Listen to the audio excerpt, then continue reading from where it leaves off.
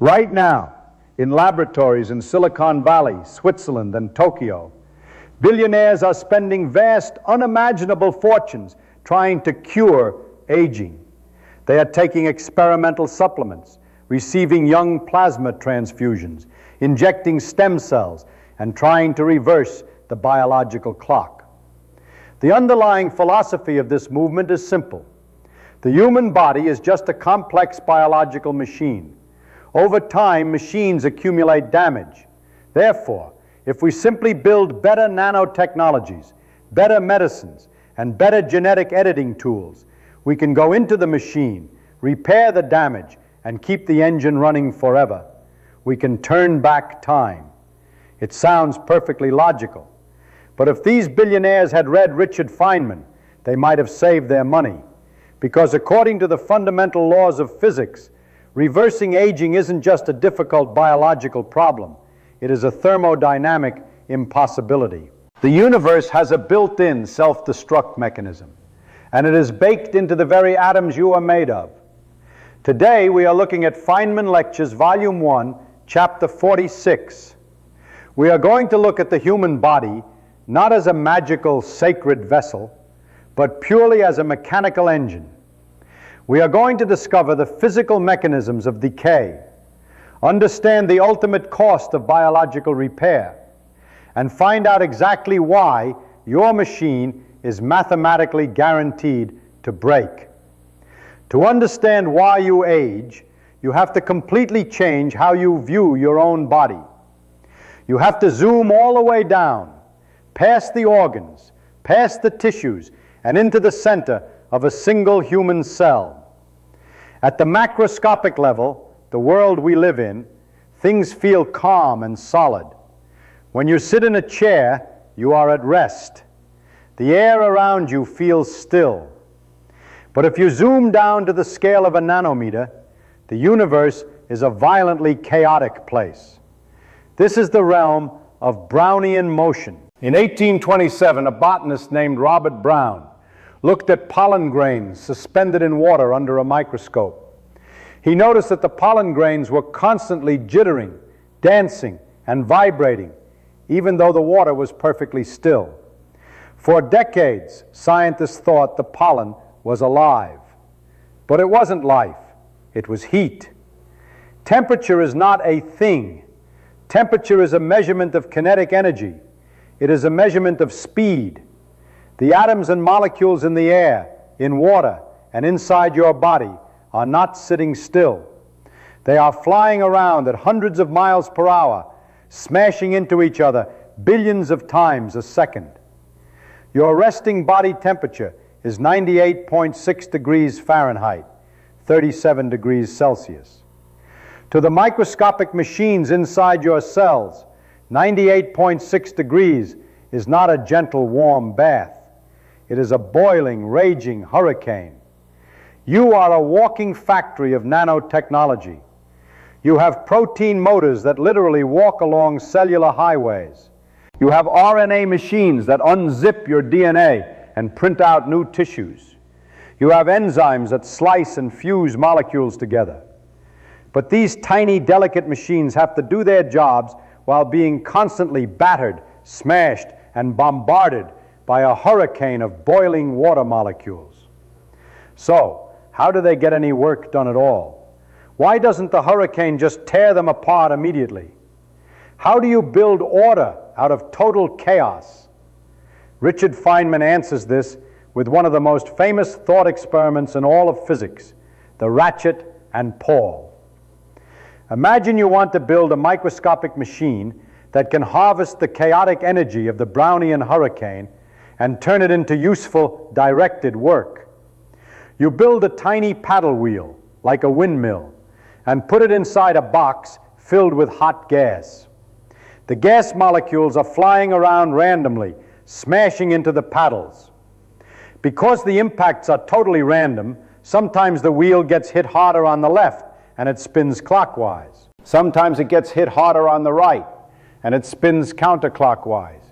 It just jiggles back and forth. It doesn't actually go anywhere. It does zero useful work. To fix this, Feynman says we add a Ratchet and Pawl. We connect the paddle wheel to a microscopic gear with slanted teeth. Next to the gear, we put a little latch, the pawl, that clicks into the teeth, pushed down by a tiny spring. Because of the slanted teeth, the gear is forced to only spin one way. If the chaotic atoms bump the paddle forward, the gear turns, the latch lifts up, and click, it locks the gear in place. It has advanced one step. But if the chaotic atoms bump the paddle backward, the flat side of the tooth hits the latch and the gear cannot move. Suddenly, you have created magic. You have taken the random, useless chaos of heat and you have forced it to turn a wheel in one specific direction. You can use this spinning wheel to lift the microscopic weight. You have created a biological engine. This is exactly how your body works. Your biological machines harness the chaotic energy of your body heat, but they use chemical latches, specifically a molecule called ATP, to ensure they only move forward. They burn ATP to lock the gear in place. They build the protein. They copy the cell. They heal the cut. But Feynman doesn't stop there. He asks the fatal question, can a ratchet be perfect? Can this machine run forever without breaking? To answer this, we have to look at what the machine is made of. The paddle, the gear, and the latch are not abstract mathematical concepts. They are physical objects, which means they are also made of atoms. And because they are in the box, they are also hot. The spring holding the latch down is constantly being bombarded by the Brownian hurricane. It is jiggling. Most of the time, the spring is strong enough to hold the latch down. But heat is statistical. It is a game of probability. Eventually, by pure random chance, enough hot atoms will smash into the spring at the exact same fraction of a millisecond, in the exact same upward direction. The spring will violently jiggle upward. The latch will lift entirely off the gear. And what happens then? The weight pulls the gear backward. The wheel slips. Feynman mathematically proved that if the paddle wheel and the ratchet are at the exact same temperature, the machine will eventually slip backward exactly as often as it steps forward. No matter how perfectly you design the machine, the heat will always betray it. The gear will slip. The machine will make a mistake. Now let's pull this out of the realm of thought experiments and look at the actual engines keeping you alive right now. Deep inside the mitochondria of your cells, there is a literal, physical, rotary motor called ATP synthase. It looks exactly like a microscopic turbine. As hydrogen ions flow past it, the turbine physically spins, clicking around in a circle, stamping out ATP molecules, the energy currency of your body. You also have kinesin. This is a motor protein with 2 feet. It literally walks step by microscopic step along the structural tubes of your cells, dragging massive sacks of neurotransmitters to your synapses so your brain can think. Every time kinesin takes a step or ATP synthase turns a crank, they are acting as a Brownian ratchet. They use the chaotic heat of your body to move, and they burn chemical energy to drop the pawl and prevent themselves from sliding backward. But remember Feynman's proof. The latch is also hot. The latch will inevitably slip. When a biological ratchet slips, we don't call it a mechanical failure. We call it a mutation. Consider DNA polymerase. This is the machine responsible for copying your DNA when your cells divide. It moves along the DNA strand, reading the letters A, C, T, G, and snapping the matching pairs into place. It even has a built-in proofreading mechanism, a chemical reverse gear to fix typos. But the DNA polymerase is floating in a 98.6-degree hurricane. Every so often, a massive thermal jiggle hits the polymerase at the exact wrong moment. The chemical Pawl slips. It puts an A where a C should be. The proofreading latch also jiggles and fails to catch it. The mistake is locked in. Over decades, these thermal slips accumulate. Proteins fold incorrectly and clump together, leading to Alzheimer's. Cells forget their function and begin dividing uncontrollably, cancer. The structural collagen in your skin fails to repair itself perfectly, wrinkles.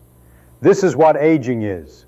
It is not a programmed self-destruct sequence written into your genes.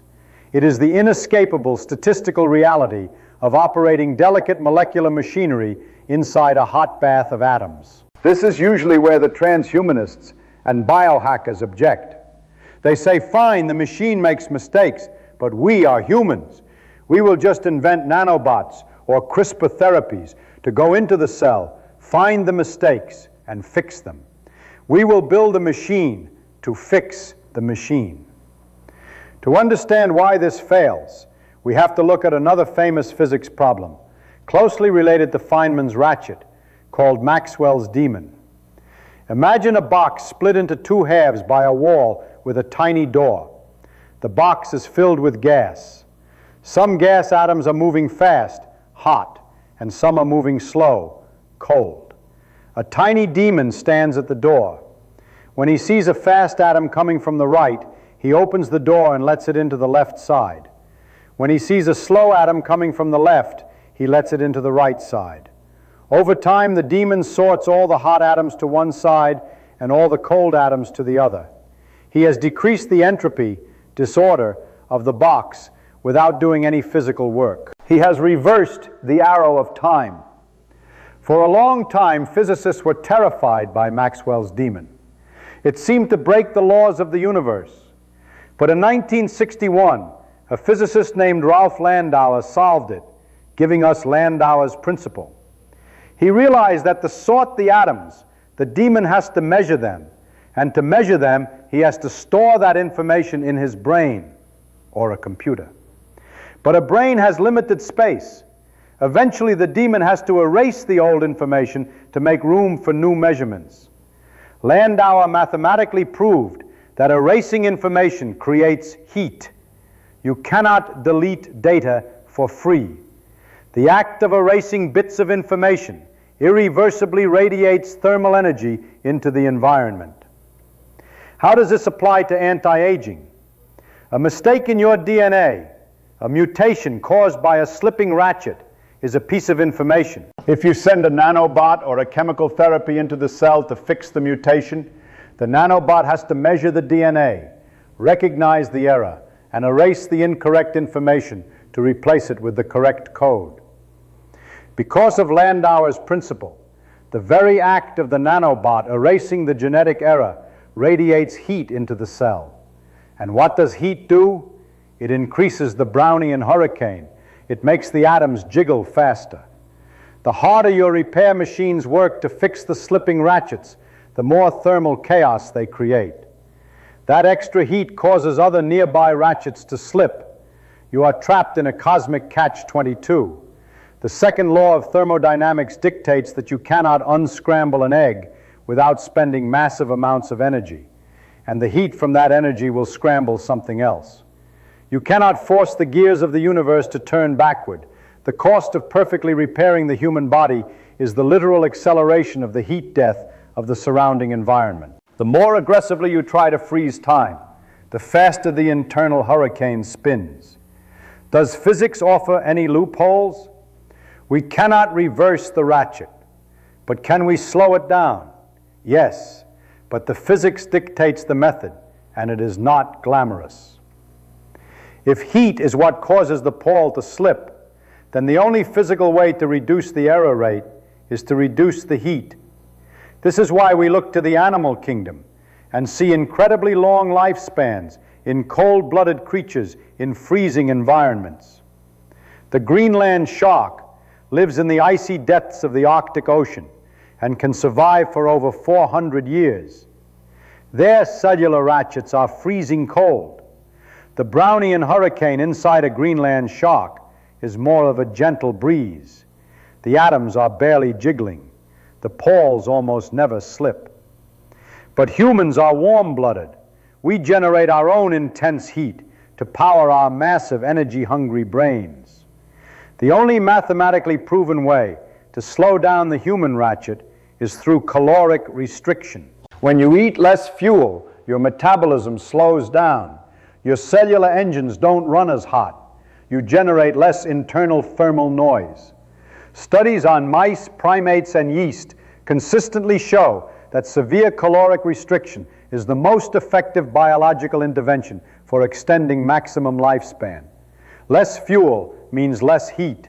Less heat means fewer statistical errors. This is also the physical foundation of cryogenics. If you freeze a human body in liquid nitrogen, you drop the temperature so low that Brownian motion essentially stops. The ratchets are frozen in place. The hurricane is paused.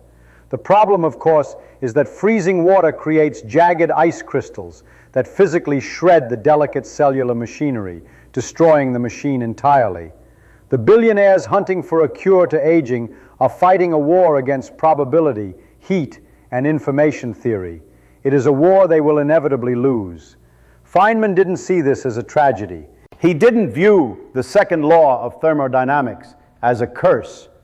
He viewed it as the fundamental mechanism that allows anything interesting to happen at all. Without the flow of energy, without the forward motion of the ratchet, there is no life. The heat that eventually breaks your cells is the exact same heat that powers your heartbeat, fires your neurons, and allows you to experience the universe. We are temporary, highly ordered machines swimming against an infinite tide of universal chaos. The fact that your ratchets hold together for 80 or 90 years, the fact that millions of tiny microscopic gears click perfectly into place every single second to let you breathe, walk, fall in love, and understand the physics of your own demise is nothing short of a mathematical miracle.